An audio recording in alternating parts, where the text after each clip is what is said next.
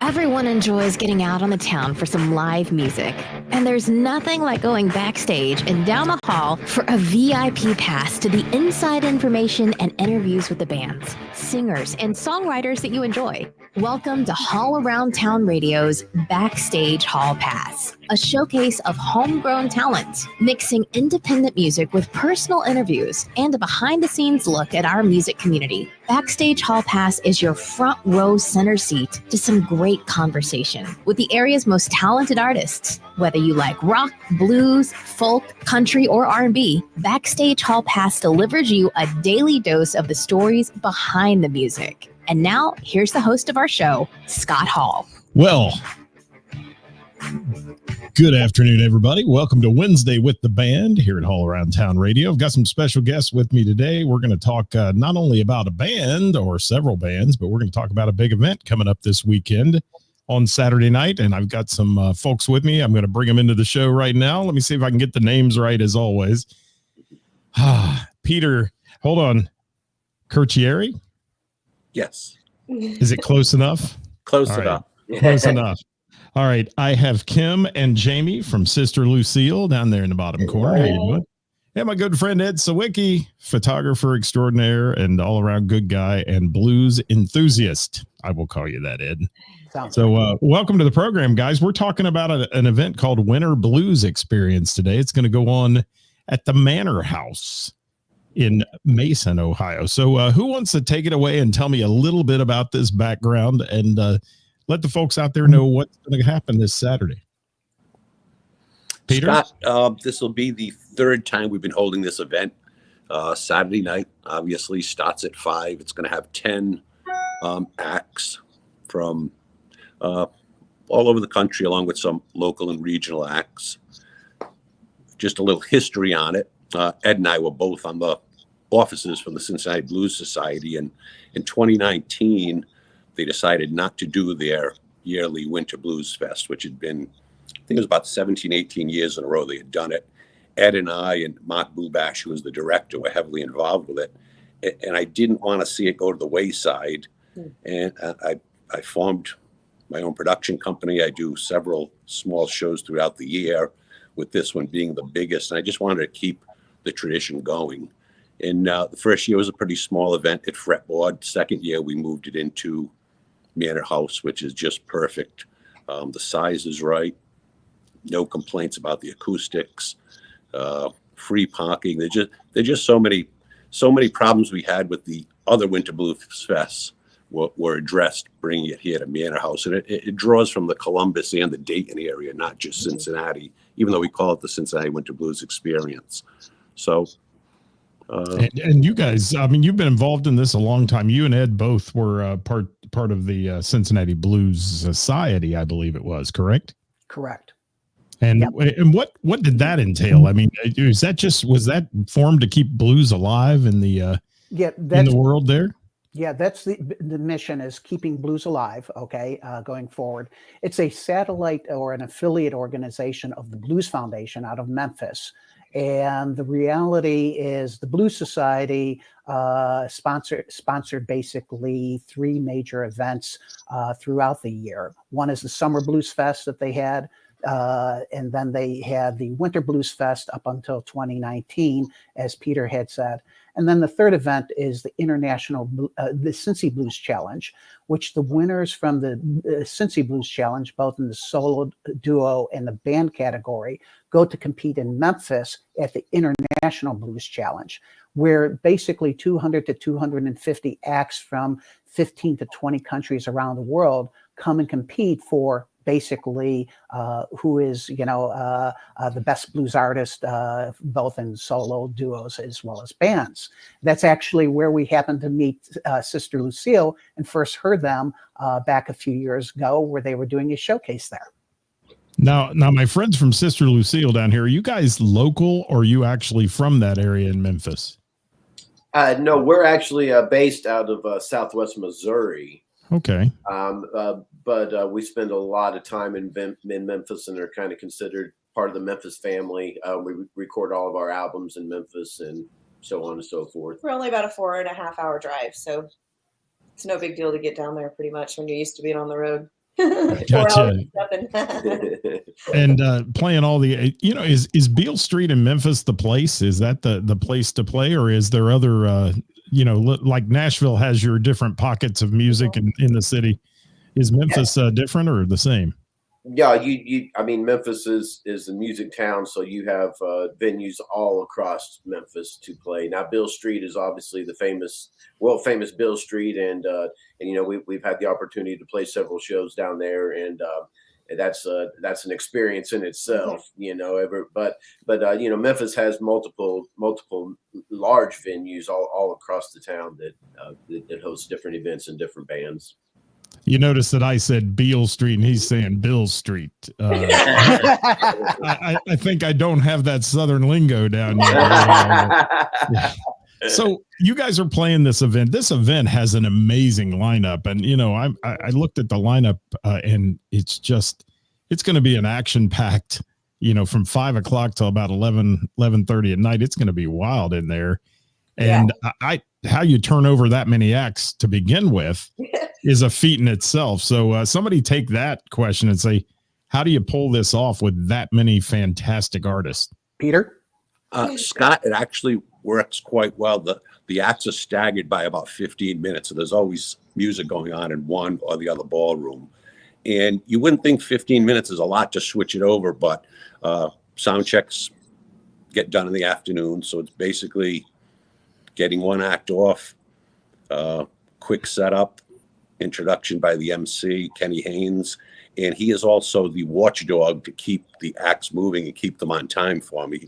He does a very good job with it, but it goes pretty smoothly. Well, that sounds amazing. Let's talk about some of the acts that are going to be playing this event. And again, if you're just tuning in, guys, and I know a lot of you are going to be watching this after we're live, obviously, because noon in the daytime isn't the biggest audience in the world. But this evening, as you're watching this, we want to make sure that you check out the flyer that's going to be popping up and all these acts. We're going to talk about them, but it is Manor House, Mason, Ohio, this Saturday night, 5 p.m. is start time. Is that doors or do doors open sooner? Doors at 5, music starts at 5:15, and the doors aren't locked. There will be people there. Some people like to show up a little early, but we say the doors at 5, music 5:15. Perfect. And let's talk about the acts that are going to play and whoever wants to take some of that. And then I want to focus a little bit on Sister Lucille, who's traveling a ways to get here. So let's chat about who's coming to play this event. And I'll pop the flyer up on the screen too while we're doing that. Scott, I'll go through some of the acts. Allie Venable, she is a 22-year-old guitarist from Texas. Phenomenal player, has about 5 albums out, tours with Buddy Guy. She's toured with Kenny Wayne Shepherd. And most acts I choose for this event, I like to have seen them live. And if they check off all the boxes for me, I want to get them up here and share them with people. And if it's somebody I haven't seen, I'll just consume a lot of video and listen to a lot of their music.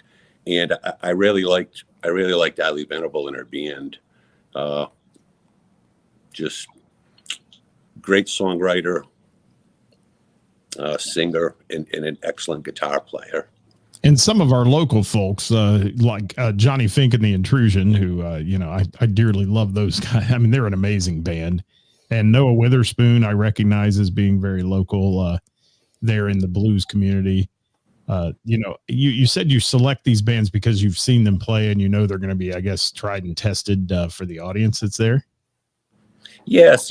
I equate it with, if I invited you over for dinner, I'd make you my best recipes, the ones I know I like. Right. It's a good analogy. And I'm hoping you're going to like them too. I wouldn't make you something that I never did before, and I really don't know how it's going to come out. So a lot of it is, I look for bands that are energetic on stage. I like a lot of energy out of the acts. Musicianship, of course, great singing. And I think I covered that with all these acts. Absolutely. Pretty amazing. Just to mention a couple of the other locals, Attempted Souls Band. They've been rhythm and blues band here for over 20 years. Ben Levin, you mentioned Noah, who won the IBC Guitarist Best Guitarist Award in 2015. I mean, Noah could play on any stage, anywhere. He's that good. He's And he's amazing. just a humble guy. I'm lucky to have him. Yeah. Well, Yeah. you do mention that, he's regional, but the reality is COVID is Noah would very frequently tour Europe and Yeah. play in Germany, Poland, and the like. He's done Mexico. And so, Noah's all over, and he's a global phenom that happens to live basically in our backyard, which is Yeah, phenomenal.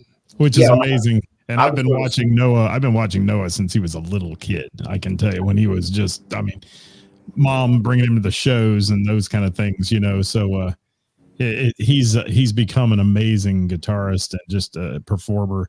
Yeah. And like you said, one of the most humble guys you'll ever meet. For his stature in music, he's just in the audience, man. I mean, he just kind of hangs out with everybody, and I think that's really, really cool. He's not one of those artists who disappears after the show. Absolutely.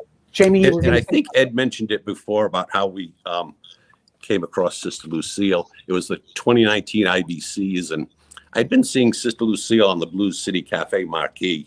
You go back and forth all day. I kept seeing the name, and I'm sorry to say I did not know you then, Kim and Jamie. A lot of And fun. you were in that showcase, and I came and saw you that night, and I said, I got to bring you guys up. And originally they were scheduled for this event last February, which got canceled due to COVID. And we held a smaller event in April, which was pretty successful. We had 5 acts, but I wanted to bring them back for this bigger show.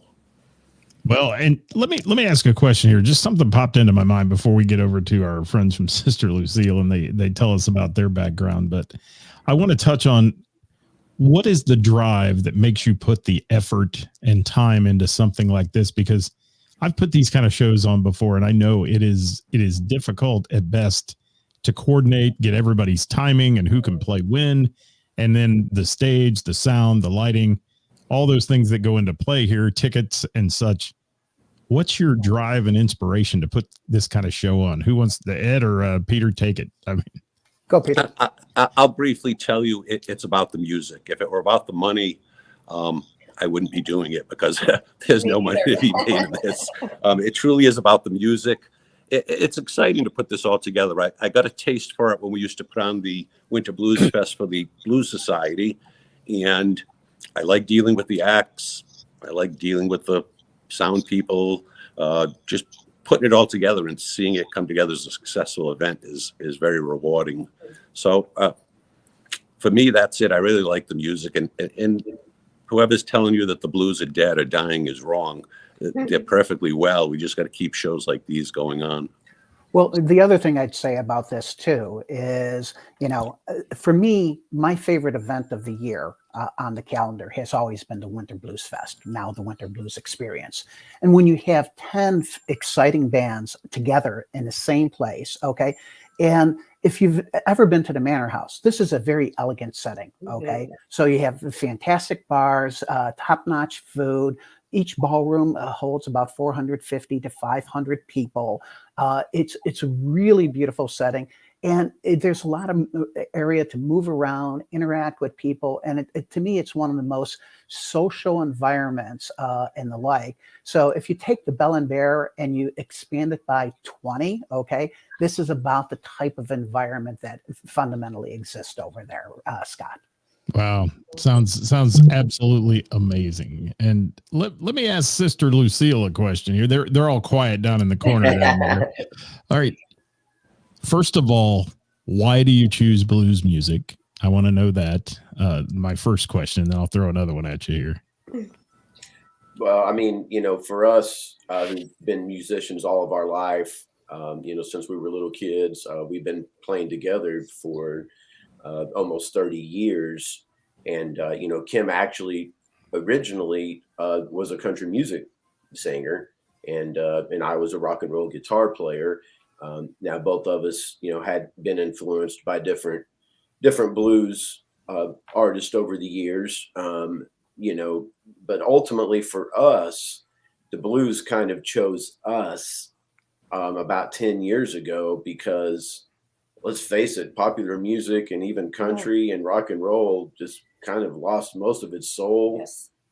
not a lot of guitar solos anymore in a lot of that music. It's all and, hip hop versus what it originally started to be. So I Yep. do not like that at all.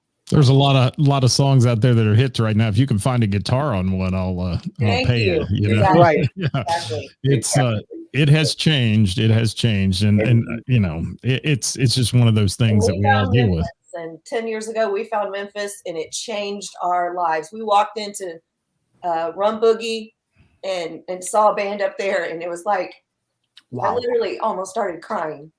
It was like, I found my home.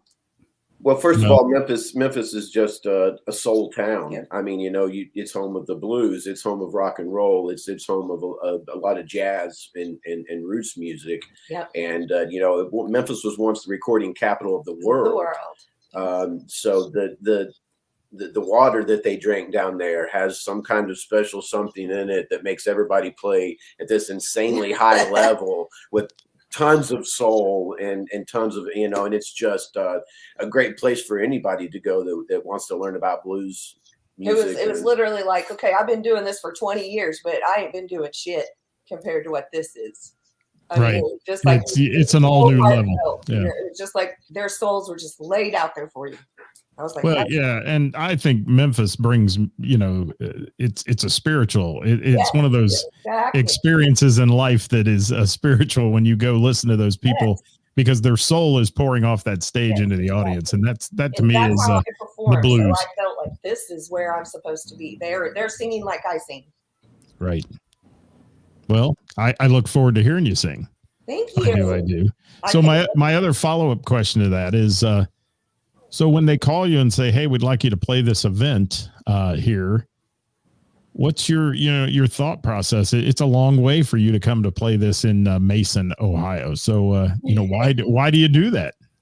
Well, first of all, I got to say, we love cats like Peter and Ed. he takes care of you. Just know that. So that for us, the gig, the venue, that all matters. But the promoter and the people you're working with is a huge part of it for me. And cats like Peter, like you mentioned earlier, if he was in this for the money, he would file bankruptcy a long time ago. People like Peter and Ed do this because they love it. They love the music, and us musicians literally rely on folks Depend like upon that, it, because a lot of these events wouldn't happen if it wasn't for folks like them.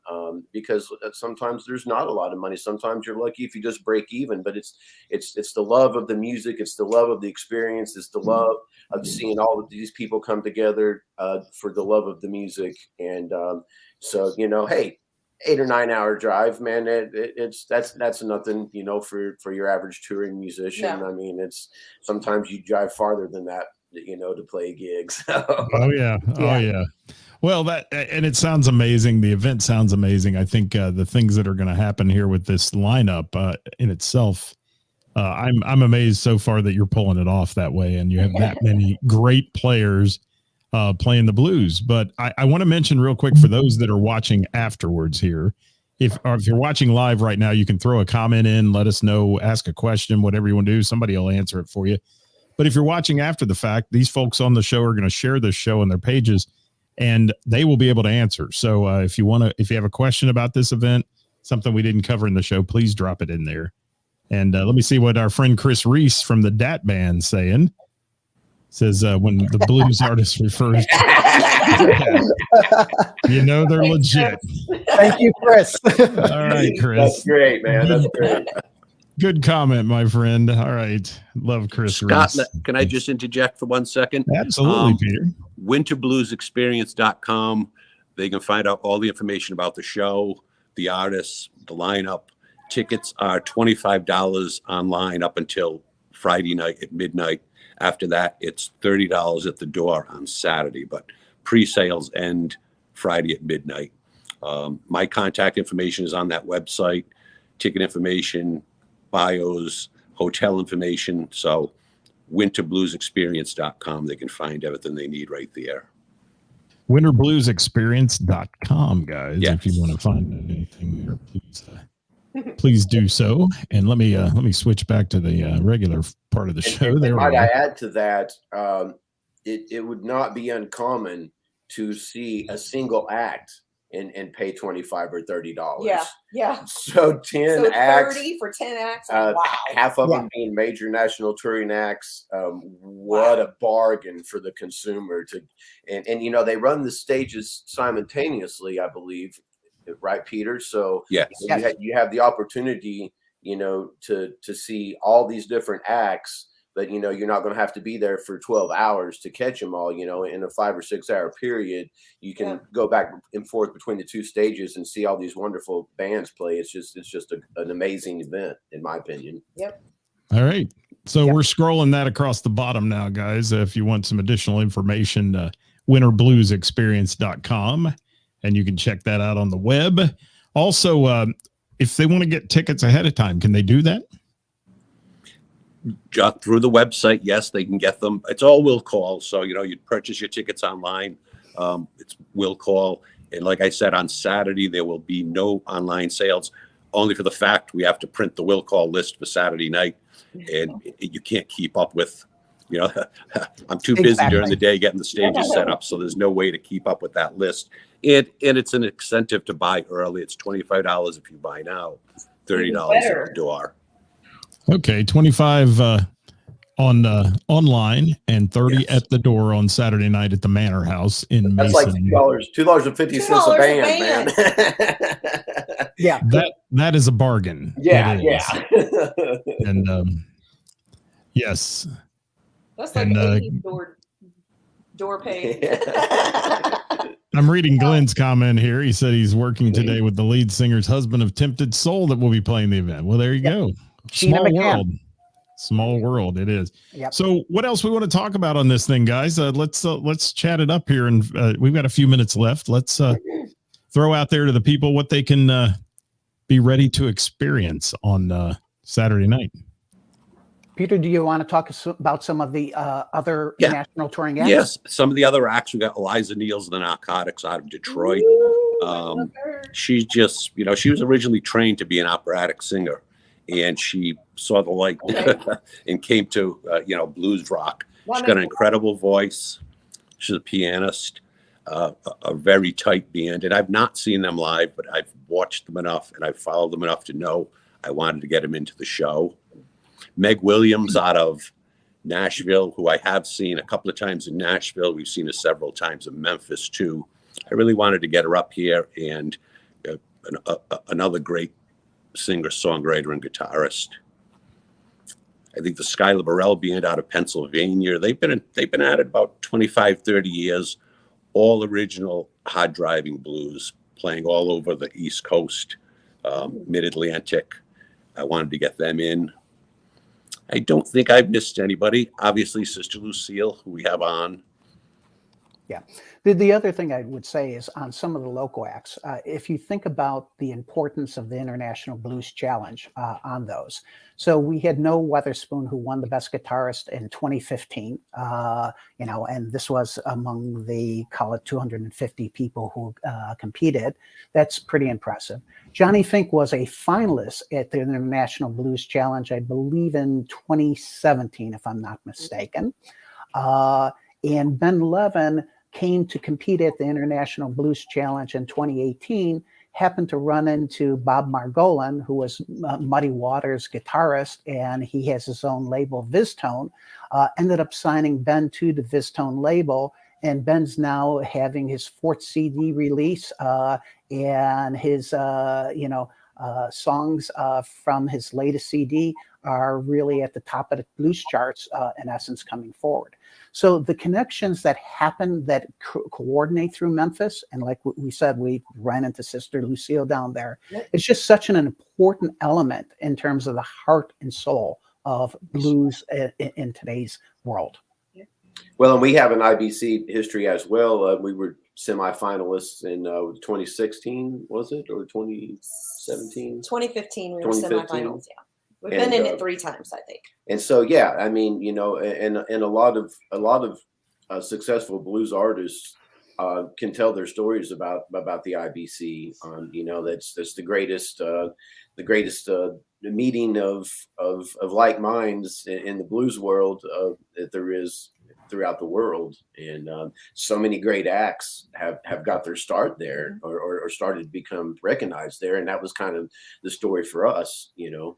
Yeah. The networking is almost more important than the competition itself. It really is. That's In how we fact- got you guys. I mean, we had a 15-minute show, and Right.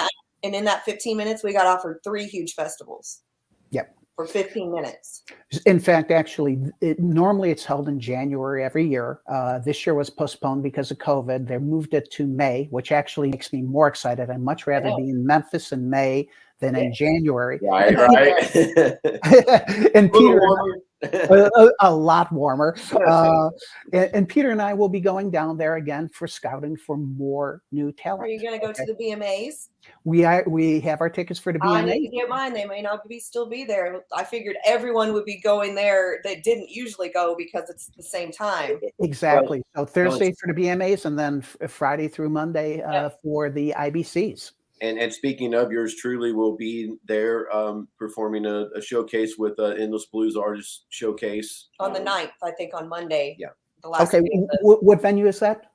I don't back know. to Blue- I think it's Blue City. I think we're back to Blue City, but I'm not 100% for sure on that yet. Well, you know, we could talk more on Saturday. Yes. Sure. I And love Scott, I love the shameless plugs, man. It's good. It's good. It's good. Oh, you know, that's what it should Yeah. be. This is what it's all about in terms of Absolutely. promoting, you know, a fantastic event on Saturday, as well as some fantastic musicians that we have to come in and, you know, get experience with.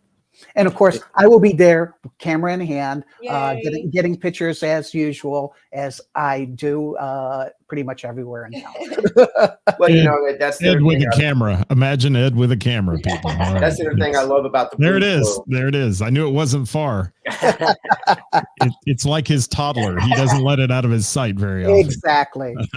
Scott, go ahead. one last note on the IBC. For the past 3 IBCs I went to, I've been a judge on the first 2 opening rounds, and it's almost like an unfair advantage for me because I get to see these acts up close for 30 minutes. And I've actually brought back 3 of them to do shows for me here in Cincinnati. It's a great way to see new music and to find up and coming artists Oh, yeah. that, you know, you see something in them, and many times they turn into very great acts. All right. For those that are watching that are unfamiliar with the blues terminology, okay, the IBCs being International Blues Challenge, and then you were talking about the BMA. Is that Blues Music Awards? Yes. Correct. Basically, Okay. the Grammys of the blues music world. Right. Okay. There you go. So let's recap. We've got just a couple minutes left. Let's recap the show for the weekend. This Saturday, tickets are still available. You can get them online, and you can find those. Let me put that banner back up there so people can see. If you want to go to winterbluesexperience.com, you can get a ticket for the show, $25 in advance, $30 day of the show at the door. And that's at the Manor House in Mason, Ohio. Correct? Am I right on all that? Yes, very good. Wow. You know, the brain's working early today. That's good. It is. It is.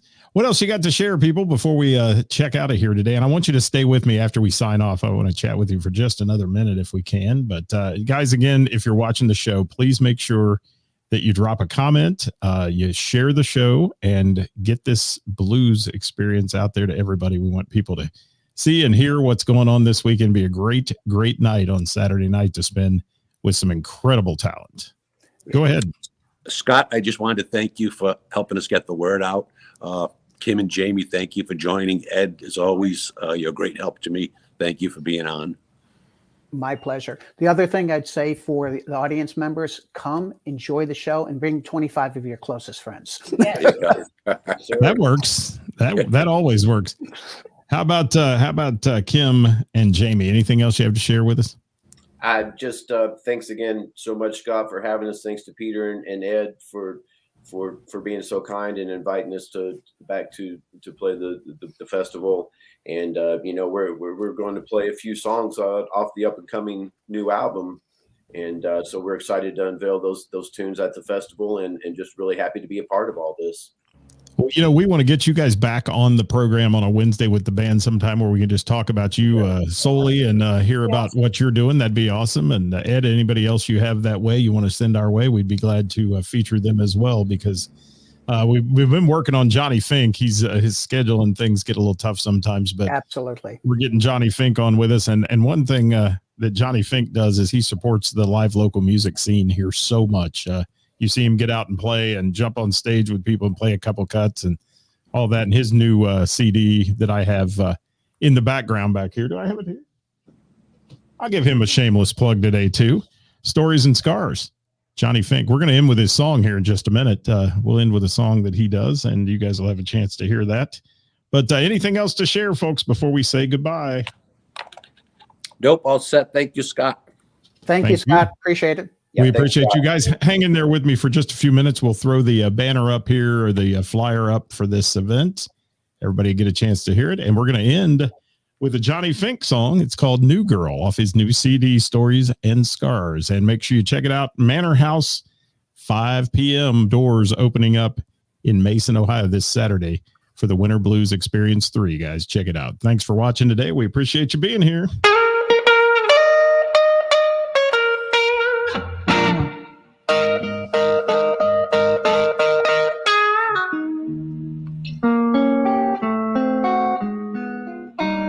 All those winners.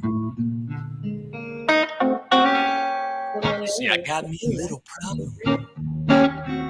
When you come home at night, I got another woman who wants to treat this daddy right.